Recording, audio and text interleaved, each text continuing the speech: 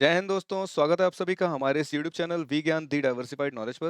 दोस्तों, आज के इस सेशन में हम लोग डिस्कस करेंगे अतीक अहमद की कहानी। हम लोग देखेंगे किस तरह से इसने आतंक की दुनिया में कदम रखा और किस तरह से इसका इस दुनिया से अंत हुआ। तो चलिए करते हैं अपने आज के सेशन की शुरुआत। मेरे साथ मेरा नाम है प्रेम मिश्रा और आइए जानने की कोशिश करते हैं कैसे एक टांगे वाले का बेटा बना उत्तर प्रदेश का डॉन। तो कहानी की शुरुआत होती है 10th ऑफ अगस्त 1962 को इलाहाबाद के चकिया नाम के एक मोहल्ले से, जहाँ पर रहता था एक टांगा वाला। इस टांगे वाले के यहाँ जन्म होता है एक लड़के का जिसका नाम रखा जाता है अतीक अहमद। अतीक अहमद का पढ़ाई में कोई खास इंटरेस्ट रहा नहीं, जिसकी वजह से वो 10th क्लास आगे चल के फेल हो जाता है। लेकिन ये बहुत कम समय में बहुत बड़ा आदमी बनना चाहता था, बहुत सारा पैसा कमाना चाहता था। इसके लिए उसने शॉर्टकट अपनाया और वो शॉर्टकट था क्राइम का दुनिया। तो इस क्राइम की दुनिया में एंटर करता है और 1979 में करता है अपनी लाइफ का पहला मर्डर। इसके बाद क्राइम की दुनिया में अपने पैर और मजबूत करता है। 1989 आते-आते अच्छी खासी मजबूती मिल जाती है और फाइनली डिसाइड करता है कि ये उत्तर प्रदेश का स्टेट इलेक्शन लड़ेगा। इस स्टेट इलेक्शन के दौरान इसका सामना होता है चांद बाबा से। अब ये चांद बाबा कौन है? चांद बाबा उस समय इलाहाबाद का बहुत बड़ा गैंगस्टर हुआ करता था और इस गैंगस्टर से जब अतीक अहमद का मुकाबला हुआ, अतीक अहमद ने इसका कर दिया मर्डर। इस गैंगस्टर का मर्डर करने की वजह से क्या हुआ? अतीक अहमद का नाम और बड़ा हो गया। ऑलरेडी अतीक अहमद ने क्राइम की दुनिया में अपने कदम मजबूत कर लिए थे। अब उस समय के सबसे बड़े गैंगस्टर को अगर मर्डर कर दिया, तो स्वाभाविक है कि उसका नाम और ऊँचा हो जाएगा, पब्लिक और अच्छे से जानने लगेगी। इलेक्शन का थोड़े दिनों में रिजल्ट आता है और इलेक्शन में जीत जाता है अतीक अहमद, जिसकी वजह से बन जाता है एमएलए। और इस सब के चलते ये जो हत्याकांड था, इसको गैंग वॉर का नाम देकर के केस दबा दिया गया। यहाँ से कुछ हुआ नहीं इसको और यहाँ से शुरुआत होती है अतीक अहमद के पॉलिटिकल करियर की और यहीं से अपने क्राइम की दुनिया में और सीढ़ियाँ चढ़ता जाता है। तो चलिए पॉलिटिकल पॉलिटिकल करियर एक बार समझ लेते हैं कैसा रहा। 1989 का जो सीन था वो हमने समझा। 1991 और 1993 में एज़ एन इंडिपेंडेंट कैंडिडेट खड़ा होता है, किसी पार्टी से नहीं होता है और दोनों ही इलेक्शंस जीतता है।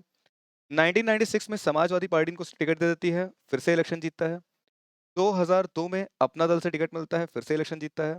2002 से 2004 आते-आते अतीक अहमद और मुलायम सिंह में काफ़ी नज़दीकियाँ बढ़ गईं, काफ़ी अच्छी दोस्ती हो गई और इस दोस्ती के चलते मुलायम सिंह ने इनको ऑफ़र कर दिया लोकसभा का टिकट। फूलपुर की सीट से लड़ता है लोकसभा का चुनाव और ये चुनाव जीतने के बाद बन जाता है एम अब ट्विस्ट ये आया कि पहले ये एमएलए हुआ करता था, 5 साल पूरे हुए नहीं है और ये एमपी बन चुका है। तो अब जब एमपी बन रहा है तो एमएलए की सीट वैकेंट हो जाएगी। जब भी ऐसा होता है कि सीट वैकेंट हो, तो फिर होते हैं बाइपोल इलेक्शंस और इन बाइपोल इलेक्शंस में क्या हुआ, इसने खड़ा किया अपने भाई को। एक तरफ अतीक अहमद का भाई है और दूसरी तरफ एक पार्टिसिपेंट था जिसका नाम था राजू पाल। राजू पाल ये इलेक्शन जीत जाता है। अतीक अहमद के भाई की इसमें हार होती है, राजू पाल जीत जाता है और 3 महीने के बाद राजू पाल का कर दिया जाता है मर्डर। इस मर्डर में अतीक अहमद का नाम आता है, अतीक अहमद के भाई का नाम आता है और यहीं से इनका डाउनफॉल शुरू होता है। कुछ अप्स एंड डाउन्स हैं पॉलिटिकल करियर में। 2014 में फिर से इलेक्शन लड़ा लोकसभा का, हार गए। 2019 में इस आदमी ने इतनी हिम्मत करी कि पीएम मोदी के खिलाफ वाराणसी की सीट पे जाकर के इलेक्शन लड़ लिया। 855 वोट्स मिले, ज़माना तक नहीं बचा पाया। ये था अतीक अहमद का पॉलिटिकल करियर और इसी पॉलिटिकल करियर के दौरान इसने इतने सारे क्राइम्स किए, इतना ज़्यादा टेरर बनाया कि उत्तर प्रदेश का सबसे बड़ा डॉन बन गया। क्या हुआ? आइए समझते हैं। तो हमने 2004 के इलेक्शन की बात करी थी, जिसमें अतीक अहमद तो एमपी बन गया था और अतीक अहमद का जो छोटा भाई था, अशरफ, उस वो इलेक्शन लड़ता है इनकी जगह बाइपोल इलेक्शंस में और वो हार जाता है, राजू पाल जीत जाता है। ये हार इनसे बर्दाश्त नहीं हुई और इन्होंने क्या किया, राजू पाल का मर्डर करा दिया गया 3 महीने के अंदर।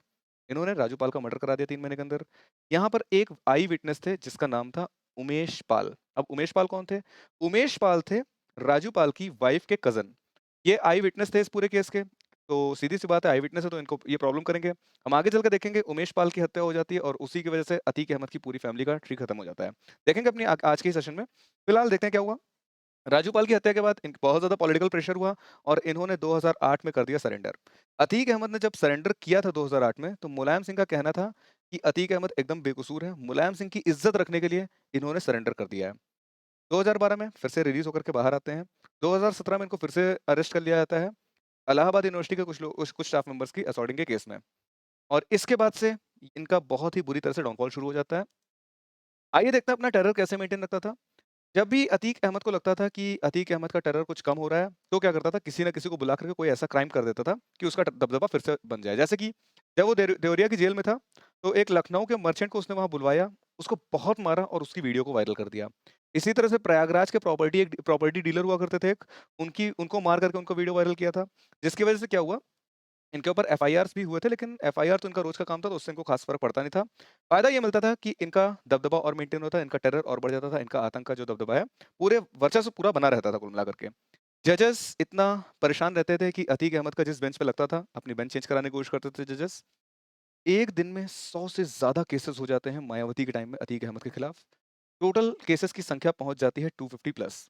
लेकिन इनमें से ज़्यादातर केसेस में आई विटनेस ना होने की वजह से सभी विटनेस डर के मारे कोई कुछ बोलते नहीं थे और अतीक अहमद को मिल जाती है क्लीन चिट।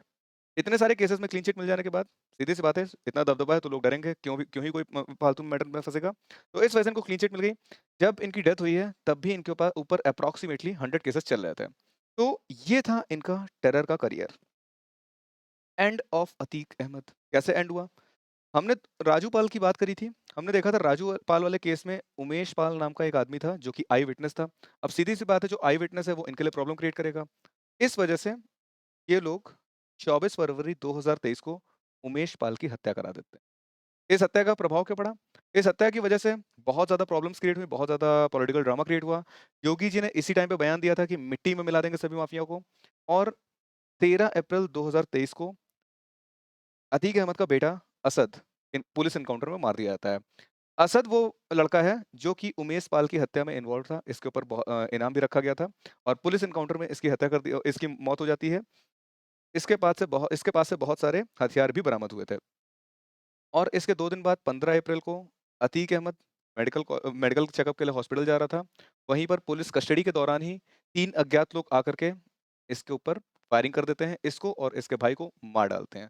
तो यहाँ से होता है अतीक अहमद की कहानी का एंड। अच्छा, यहाँ पर एक देखने वाली बात है, जो 3 लोग आए थे इसको मारने के लिए, वो तीनों ही यूथ थे। और अतीक अहमद ने अपनी क्राइम की दुनिया की जब शुरुआत करी थी, तो पहला मर्डर किया था 1979 में, दूसरा मर्डर किया था 1989 में, और इन दोनों ही मर्डर के दौरान, जब ये अपनी शुरुआती दौर था इनका मर्डर करने का, जब क्राइम क्राइम क्राइम की दुनिया का, तब ये भी बहुत ही यंग हुआ करते थे। बुढ़ापे में आकर के 3 यंग लड़के आते हैं, इनको मार देते हैं। कर्म फल भोगना ही पड़ता है। जो भी हुआ बहुत गलत हुआ। अगर इस तरह की चीज़ें शहर में हो रही हैं, तो सीधी-सी बात है, पुलिस शासन प्रशासन के ऊपर सवाल उठते हैं और उसके हिसाब से चीज़ें चल भी रही हैं। अटैकर्स को अरेस्ट कर लिया गया है और योगी गवर्नमेंट ने क्या इसके ऊपर प्रतिक्रिया दी है। सेक्शन 144 यूपी के सभी डिस्ट्रिक्ट्स में लगा दिया गया है। हाई लेवल की मीटिंग बुलाई गई है। 3 मेंबर का ज्यूडिशियल कमीशन बैठाला गया है, जो इस पूरे मामले की जाँच करेगा। अटैकर्स ऑलरेडी अरेस्ट हो चुके हैं, जैसा कि हमने देखा। एक सबसे इम्पोर्टेंट चीज़ जो आप सभी को समझनी चाहिए, सोशल मीडिया सेल को बहुत ही ज़्यादा एक्टिव कर दिया गया है। जितने भी ऑनलाइन पोस्ट आएँगे इस मैटर से रिलेटेड, सभी को बहुत ही सही से मॉनिटर किया जाएगा। इसलिए सभी को यही सलाह है, सभी से यही रिक्वेस्ट है, प्लीज़ कुछ भी शेयर करने से पहले, इस इंसिडेंट पे कुछ भी शेयर करने से पहले चेक कर लें कि वो इन्फॉर्मेशन सही है या गलत। कोई भी गलत तरह की इन्फॉर्मेशन आपने शेयर करी, उसकी वजह से कोई प्रॉब्लम क्रिएट होने की संभावना होगी, तो आपके खिलाफ भी संभवतः एक्शन हो जाए कुछ। तो प्लीज़ इन बातों का ध्यान रखिएगा। आज के सेशन के लिए हम चाहेंगे आपसे विदा। इसी के साथ करेंगे अपने आज के सेशन का एंड। अगर आप हमसे कनेक्ट होना चाहते हैं, तो हमारे टेलीग्राम और इंस्टाग्राम पे कनेक्ट हो सकते हैं। इनका लिंक आपको डिस्क्रिप्शन बॉक्स में भी मिल जाएगा। So with this let us and the session here only. मिलेंगे जल्द ही किसी नए सेशन में किसी नई कहानी के साथ। टिल देन जय हिंद, जय भारत।